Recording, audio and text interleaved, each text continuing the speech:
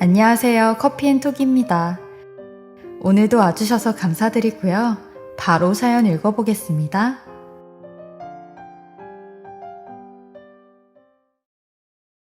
안녕하세요. 저는 30대 중반의 여자이고 얼마 남지 않은 내년엔 후반을 바라보고 있는 여자입니다.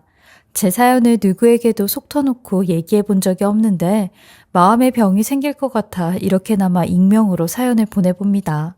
저는 현재 은행에서 일을 하고 있는 은행원입니다. 은행원이 제 적성과 너무 잘 맞는 게 누구나 돈 안 좋아하는 사람은 없잖아요.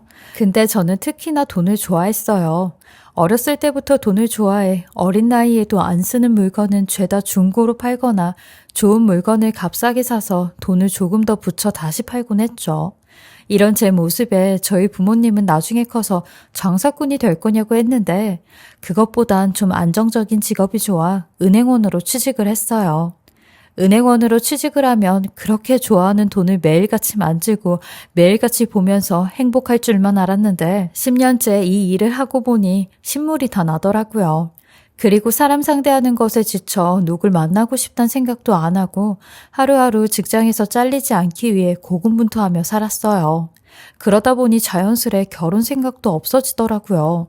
사실 어렸을 때부터 결혼에 대한 큰 로망은 없었기에 결혼 욕심은 별로 없었어요. 만약 좋은 짝이 나타난다면 결혼은 해도 그렇지 않으면 꼭 결혼을 해야 한다는 생각은 없었거든요.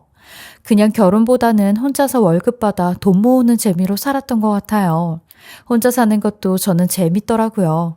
물론 저희 부모님은 아니었죠. 항상 저만 보면 대체 결혼은 언제 할 거냐며 닥달을 하셨어요. 그래서 고향 내려가는 게 지옥보다 더 지옥 같았죠. 제가 맏딸이다 보니 제 밑으로 둘이나 있는 여동생들이 저 때문에 시집을 못 간다며 얼른 스타트를 끊으라는 말씀을 많이 하셨어요. 하지만 그건 순전히 절 시집 보내기 위한 핑계였고 동생들은 뭐 둘 다 연애만 잘하고 결혼만 잘했어요. 동생들이 결혼을 좀 일찍 한 편이었는데 저도 30 초반까지는 이런 동생들이 부럽진 않았어요. 근데 나이가 들다 보니 외로워서 그런가 그건 좀 부럽더라고요. 명절날 동생들이 제부들이랑 같이 와서 왁자지껄하게 웃고 떠들고 하는 모습들이요.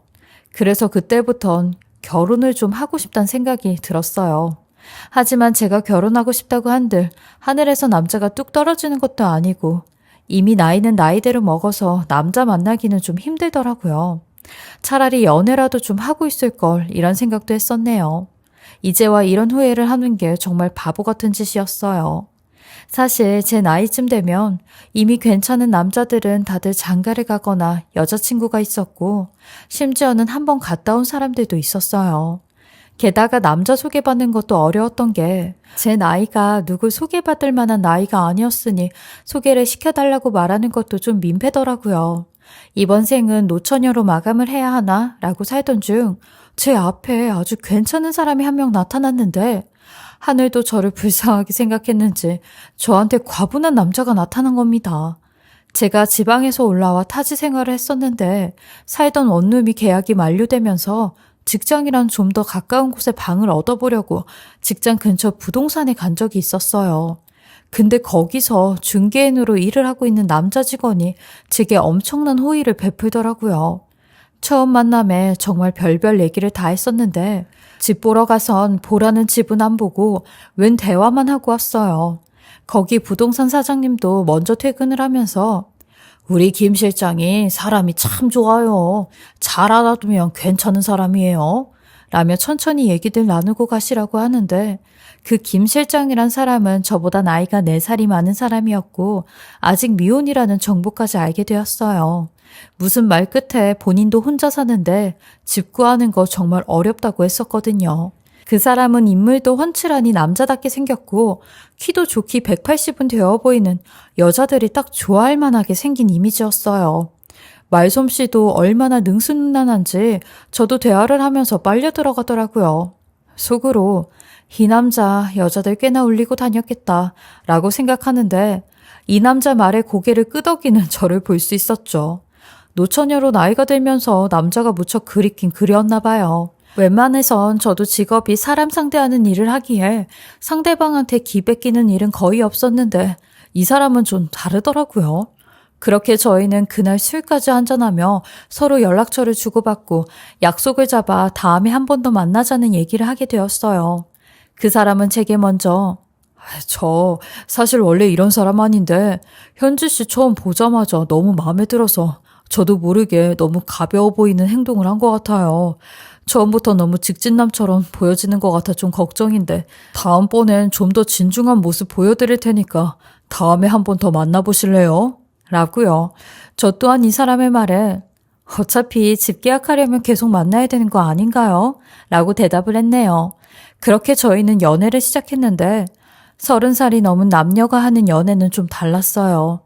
20대의 풋풋한 사랑보다는 알 거 다 아는 솔직한 사랑을 하게 된 거죠.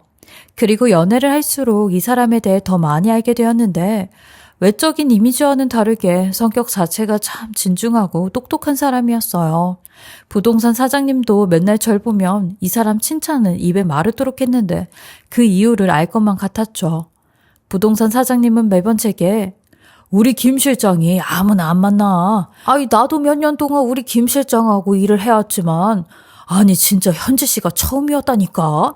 내가 우리 김 실장은 완전히 모장해. 라고요. 게다가 이 사람은 얼마나 계획성 있게 본인 미래를 준비해 두었는지 은행원인 저도 놀랄 정도였어요. 은행원은 투자를 하는 게 방침상 제한이 많아 주식 투자도 마음대로 하지 못하는데 이 사람은 부동산이고 주식 투자고 돈을 불릴 수 있는 건 전부 다 하고 있었더라고요. 이런 것까지도 저랑 너무 잘 맞는 사람이었어요. 그리고 서서히 결혼 이야기가 나오기 시작했는데 사실 저는 예전부터 결혼 생각이 없던 사람이기도 했지만 아이 가질 생각은 더더욱 없던 사람이었어요. 그래서 만약 결혼을 하게 된다고 해도 딩크족으로 살고 싶었거든요. 딩크족 얘기를 하면 좋아하는 사람들보단 대부분 싫어하는 사람들이 많아 이 사람에게도 말하는 게 참 어려웠는데 결혼 얘기가 나오기 시작하면서 이 얘기는 짚고 넘어가야 했기에 어렵게 말을 꺼냈습니다. 나 자기한테 긴히 할 얘기가 있는데 오늘 만나서 얘기 좀 할래? 라고 하니 이 사람도 대번 분위기를 잡으며 아 그래? 마침 나도 현지 씨한테 할 얘기가 있었는데 잘 됐다. 우리 술 한잔하면서 얘기할까? 라고 하는 겁니다. 할 말이 있었다니 혹시 헤어지자는 건가? 내가 너무 혼자 결혼에 대한 김칫국을 마신 건가 라는 생각이 들었죠. 그리고 약속 장소에서 만나 서로 얘기를 하는데 이 사람은 절 만나자마자 연거푸 술만 마시며 한숨을 내쉬는데 저는 대체 무슨 말을 하려고 하길래 이렇게 뜸을 들이는 거냐고 했어요. 그러니 이 남자는 제 손을 꼭 잡으며 내가 어떠한 말을 해도 날 있는 그대로 봐줄 수 있지? 라며 어렵게 말을 꺼내기 시작하는데 내가 이 나이가 되도록 결혼을 못했던 이유가 하나 있는데 나 실은 무정자증이야 라고 하는 겁니다. 그 말에 저도 솔직히 흠칫 놀라긴 했어요. 물론 딩크족이긴 했지만 이 사람의 입에서 이런 말이 나올 줄은 꿈에도 몰랐거든요. 그러니 이내 제 놀란 표정을 보곤 역시 현지 너도 많이 놀랐구나. 너도 씨 없는 수박은 싫겠지 라고 하는데 아차 싶더라고요. 그래서 저도 이 사람의 손을 잡아주며 아니야. 나도 사실 자기한테 이런 얘기하려고 오늘 만나자고 한 거였어. 나 사실 결혼해서도 애는 갖지 않으려고 했었거든. 딩크족으로 살고 싶어서. 라고 하는데 제 말에 이 사람은 눈가까지 촉촉해지며 현지야, 너랑 나랑은 진짜 운명인가 봐. 하늘에서 내가 불쌍해서 너라는 천사를 매려줬나 봐. 라고 하는데 그 말에 저도 운명인 것 같다며 맞장구를 쳤어요. 이 사람은 본인이 무정자증이란 사실을 알게 된 과정에 대해 이야기해 주었는데 비뇨기과에서 무슨 검사를 하러 갔다가 정자가 하나도 없는 걸 알게 되었대요. 비폐쇄성 무정자증으로 비폐쇄성은 정자 자체가 생산이 안 되는 거라는데 어렸을 때 장난을 치다 거길 다친 적이 있었대요. 그게 커서 이렇게 나타날 줄은 몰랐다네요. 그 말을 듣곤 하늘이 무너지는 기분이었다는데 그 이후로부터는 여자도 단 한 명을 만나지 않았대요. 주변 사람들한테 말도 못하고 심지어 가족들한테도 말을 못했다는데 물론 나중엔 얘기를 했지만 그 소리를 듣곤 가족들도 난리가 났다고 하더라고요. 그렇게 이 사람은 그냥 남자로서의 삶은 끝이 났구나. 죽을 때까지 혼자 살기로 다짐을 했었다는데 저를 만나고 결혼을 하고 싶다는 생각이 처음 들었다는 겁니다. 그만큼 절 놓치기 싫어 무정자증 얘기도 어떻게 해야 할지 고민이 많았었다는데 저도 딩크족 얘기를 꺼내니 너무 다행이라며 손을 꾹 붙잡곤 우리 진짜 잘 살아보자 현지야. 내가 정말 잘할게. 너는 정말 하늘이 나한테 보내준 사람이야. 라며 당장 결혼 준비를 하자고 하더라고요. 그 말에 일이 풀리려니 이렇게도 풀리나 싶은 생각이 들었어요. 그래서 이런 훤칠한 사람이 여태 결혼을 못한 거구나 싶은 생각도 들었네요. 근데 문제는 저희 부모님이었고 이 사실을 어떻게 이야기해야 될지 몰랐어요. 이 사람은 저희 부모님께는 비밀로 하면 안 되냐고 했고 제가 딩크족이니 저 때문에 아이를 갖지 않는다고 말씀드리면 안 되냐고 했어요. 혹시나 본인이 무정자증이어서 결혼을 허락하지 않으실까 봐 걱정이 된다고 했죠. 그 말엔 저도 알겠다고 했어요. 저희 부모님이야 저 결혼하는 게 제일 큰 목표니 손주까지는 바라지도 않으셨거든요. 그렇게 저희는 결혼을 하게 되었고 1년 동안은 정말 깨를 볶는 신혼생활을 하며 지냈어요. 결혼을 하니 보이지 않았던 다른 세상이 보이는 것 같았죠. 하지만 이런 평화로움을 한 번에 깨버리는 일이 생기게 되었는데 하루는 직장에서 일을 하고 있는데 속이 메스껍고 울렁울렁해 구역질을 몇 번이나 하고 업무를 보지 못할 정도로 힘든 적이 있었어요. 그래서 중간에 병가를 내고 집에 가려고 하니 옆에 있던 동료 직원이 저를 쿡 찌르며 혹시 임신이 아니냐고 하는 겁니다. 본인도 임신 초기는 모르고 지나갔다며 입덧을 할 때 알았다는데 저는 그 말에 화들짝 놀라 말도 안 되는 소리라고 했어요. 그러니 동료 직원은 아니 뭐가 말이 안 되냐며 임신 테스트기를 한번 해보라고 하는 겁니다. 저도 그 말을 들으니 너무 찝찝해 설마 하는 마음으로 집에 가는 길에 테스트기를 하나 사서 해보았는데 선명하게 두 줄이 그어져 있는 임신이었습니다. 그걸 보는데 심장이 미친 듯이 뛰었어요. 제가 애를 가진 게 말도 안 되는 일이잖아요. 제 남편은 분명 무정자증인데 대체 이게 어떻게 된 일인가 싶었어요. 저는 덜컥 겁이 나 일단은 산부인과에 가서 정확한 진단을 내려야겠다 생각을 했고 남편에게는 비밀로 하고 있었어요. 혹여나 오해라도 살까봐 저 혼자 어떻게든 먼저 제 눈으로 확인을 해야 될 것만 같았죠. 근데 이게 제 실수일 줄은 꿈에도 몰랐어요. 먼저 남편에게 이야기를 했었어야 했는데 말이죠. 글쎄 남편이 제가 산부인과에서 찍은 초음파 사진을 발견을 하게 되었고 그 사진을 보자마자 눈이 반쯤 돌아가 난리를 치게 된 겁니다. 그리고 곧이은 입에 담지 못할 욕설까지 하며 너 저번에 회사에서 워크숍 간다고 하더니 어디 갔었어? 어디서 딴짓하고 온 거냐고? 네가 감히 나를 속이고 이딴 짓을 벌여? 라며 난리를 치기 시작하는데 처음 보는 남편의 모습에 저도 너무 당황스러워 아무런 말도 하지 못하고 억울하다는 소리만 했어요. 당신이 오해할 만한 행동은 절대로 한 적이 없다고 이거 분명히 당신이라고 하니 남편은 제 말은 듣지도 않고 바로 저희 친정 부모님한테 전화를 걸어 실은 본인이 무정자증이었다는 말과 제가 지금 임신이 되었다는 말까지 하는데 당장 올라와서 당신네들 딸 데리고 가라며 난리를 치는 겁니다. 그리곤 다짜고짜 절 잡아 끌며 내 집에서 당장 나가라고 저를 있는 대로 밀치는데 저는 너무 분해 가슴을 치며 절대 아니라고 소리를 질렀어요. 그러니 저를 문 앞까지 끌고 나가 내동댕이를 치는데 그때 당한 수모는 말로 할 수 없을 만큼 너무 치욕스러웠어요. 저는 집 문을 부서져라 두들기며 지금이라도 병원에 가서 검사 다시 해보자고 했어요. 당신이 무정자증이 아닐 수도 있지 않냐고 하니 남편은 제 말에 아주 당당히 병원에 가자고 했고 검사 후 며칠 뒤에 결과를 보러 오라고 하더라고요. 그러면서 남편은 본인은 떳떳하니 절 보고 집을 나가라고 하는데 제 얼굴이 역겨워서 한시라도 같이 있기 싫다는 말까지 했어요. 그리곤 네가 뭔가 캥기는 게 있으니까 산부인과도 혼자 가고 나한테 말도 안 한 거잖아. 왜 너 혼자 감추고 있다 수술하려고 했냐? 라며 남편은 무정자증으로 결과검사가 나온과 동시에 바로 저한테 이혼 소송을 할 거라며 그리 알라고 하더라고요. 저보고 직장생활도 못하게 전부 다 소문낼 거라고 하는데 그 말에 등골까지 오싹해졌네요. 그리고 3일 뒤 비뇨기과에서 남편의 검사 결과가 나왔다며 내원을 하라는 연락을 받고 병원에 갔는데 전 정말 믿기 힘든 결과 검사를 듣게 되었어요. 남편은 무정자증으로 정자가 한 마리도 없다고 하는 겁니다. 정말 그 소리를 듣자마자 머리가 핑 도는데 남편은 그 말에 검사지를 제 얼굴에 집어던지며 이제 남은 건 소송밖에 없다고 각오하라고 하더라고요. 저는 정말 제가 정신이 어떻게 된 줄 알았어요. 머리에 종양이라도 생겨 기억을 못하는 건가 싶었죠. 그렇게 저는 남편에게 쫓겨나 친정으로 가게 되었고 친정으로 가게 되었는데 친정 역시 난리가 났죠. 엄마는 저보고 끝까지 거짓말을 하는 거냐며 소송하면 다 뻔히 질 텐데 왜 자꾸 거짓말을 하는 거냐고 했어요. 그 말을 듣는 전 얼마나 답답한지 억울하다며 절규를 했죠. 그렇게 저는 가족이고 남편이고 시댁 식구들한테 그 모진 대우를 받으며 극도의 스트레스를 받아왔어요. 그리고 얼마 뒤 결국 뱃속의 아이는 유산이 되고 말았죠. 엄마는 차라리 잘 됐다며 김서방한테 최대한 합의 이혼 쪽으로 얘기를 해보라고 집에 올라갔다 오라고 하시더라고요.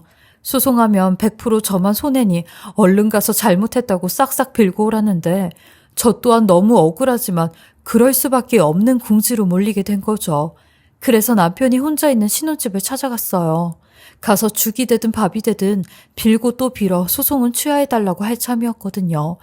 잘못했다간 제가 10년 넘게 악착같이 모아둔 돈으로 소송 비며 남편 위자료며 재산분할까지 억울하게 해줘야 할 참이니 무조건 가서 비는 게 답이라 생각했어요.